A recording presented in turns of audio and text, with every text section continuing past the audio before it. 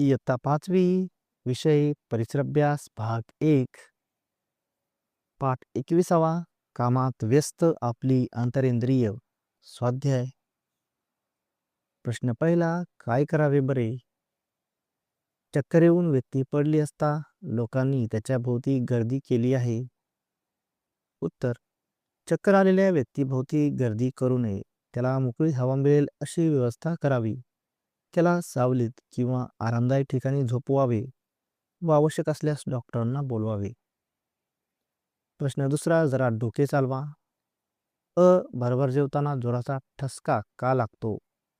उत्तर, भरभर जेवल्यामुळे अन्न श्वास नलिकेत जाण्याची शक्यता असते, त्यामुळे ठसका लागतो. श्वासावाटे शरीरात येणाऱ्या हवेचे शुद्धीकरण कसे होते? उत्तर, नाकातील केस व चिकट द्रव धूळ कण अडवतात, त्यामुळे हवा शुद्ध होते. प्रश्न तिसरा, खालील रिकाम्या जागी योग्य शब्द भरा. ऑक्सिजन वायू शरीराच्या सर्व भागापर्यंत पोहोचवला जातो. जठर हे पिशवीसारखे इंद्रिय असते. प्रश्न चौथा, जोड्या लावा. अ गट आणि ब गट. उत्तर, 1 फुफ्फुसे श्वसन संस्था, 2 जठर पचन संस्था, 3 हृदय रक्ताभिसरण, 4 मेंदू चेतासंस्था. प्रश्न 5वा, थोडक्यात उत्तरे लिहा. शरीरात कार्य करणाऱ्या संस्थांची नावे लिहा.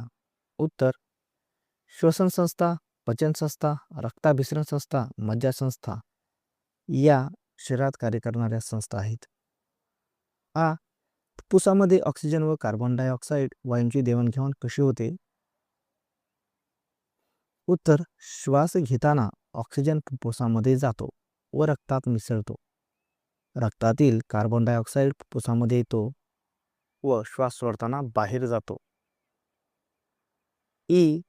लाळ हा द्रव पाचक रस का आहे?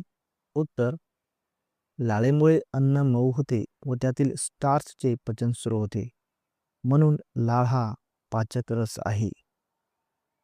प्रश्न 6वा, कंसातील योग्य शब्द शोधून लिहा. कंसातील शब्द आहेत रक्ताभिसरण, श्वासनलिका, श्वसनपटल.